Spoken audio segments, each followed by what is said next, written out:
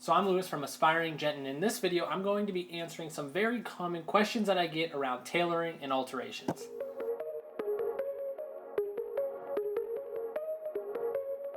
Now the difference in this video than most of the other videos I make is this isn't a full drawn out tutorial on how to do a specific job. It's going to be just quicker answers to common questions that don't need their own videos. So obviously this is experimental, but if you guys like this format and want your questions answered quicker, please let me know in the comments or leave more questions for future videos that I can make to help you guys get through hurdles quickly rather than waiting for me to produce a whole tutorial. I get questions all the time on what the proper length of your trousers should be before you hem them. And there are three main ways, and I'm going to show you right now in this short little video. As you can see, there is a full break, a half break, and a no break. These are the three types of lengths that you're going to be doing on pants. Anything longer than a full is just out of control. Anything shorter than a no break is going to be a little bit too trendy for what I think most men should have. So hopefully that answered your questions and kind of gave some clarity on the proper length of your trousers. Now the second one that I hear a lot of people asking about is tapering your suit sleeves. Now this is something that can be done, but again, like the last video, I'm going to explain it more with kind of showing you the details of the coat. So while you're looking at the sleeve, you can see that you have a back seam that goes right into the buttons and the placket, and then the front seam. When you're standing straight, there is a natural curve to your arm, and that is very important to note because when you go to taper your sleeves, you don't want to mess with that. It's very easy to screw up that curve to the arm, messing up the sleeves. So if you are going to take it in, and it is possible, you're going to start on the back seam as high up as you can go without getting into the shoulder, and you're going to take it in through the placket. Now this tutorial is going to require a full video. So in short, yes, it can be done, but keep in mind that there are a lot of things that you need to get into with the placket and just pretty much redoing the entire sleeve just to get that slimmer look. So consider taking it to a professional or make sure that it's a jacket that you're cool with experimenting on.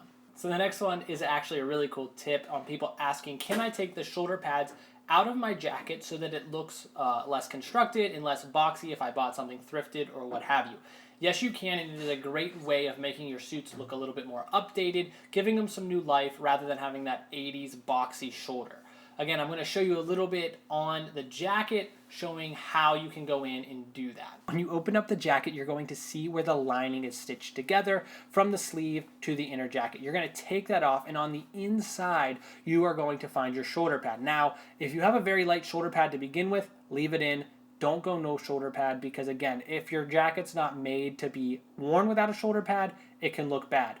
But keep in mind, guys, when you take apart a jacket and you are removing the shoulder pad, that fabric needs to go somewhere. So if you're removing it and it's already a little bit big, it's just going to start to droop down your arm. So you want something that's going to be a little bit tighter in the shoulders, if not already perfect, so that when that shoulder pad is removed, if you have a lot of it, it comes down to a natural resting shoulder rather than looking sloppy and you butchered your jacket. So another great one that people have been asking is, how do I hem my pants without a blind stitching machine? Now I did just make a video a little bit ago talking about doing alterations with a $20 machine, that challenge that I did, and I showed how I did a top stitch with a blind hem.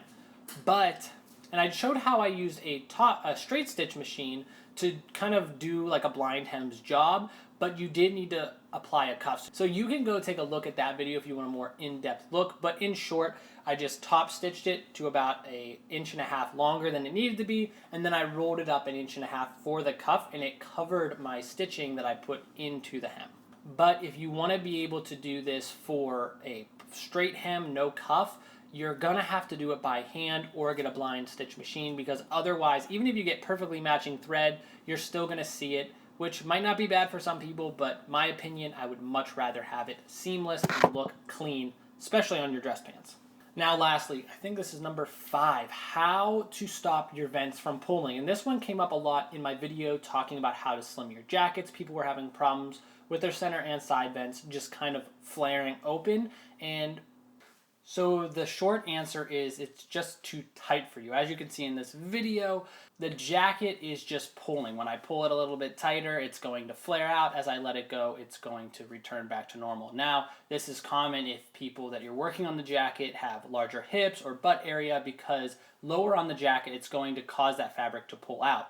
Otherwise, you just took it in too much and you need to let it out. If it's not going to be able to be let out because it's at its max already, you're either going to kind of deal with the fact that it looks this way, or you're going to have to get a new jacket. Those are really the only two things.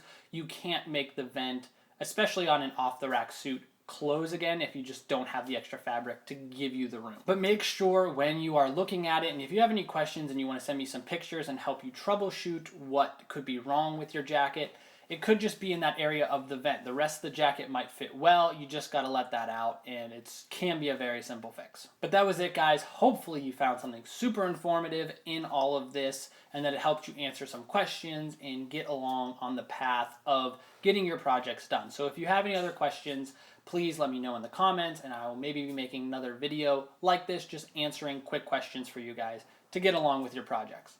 Also, as I always say, would really appreciate it if you liked this, shared it, or subscribed.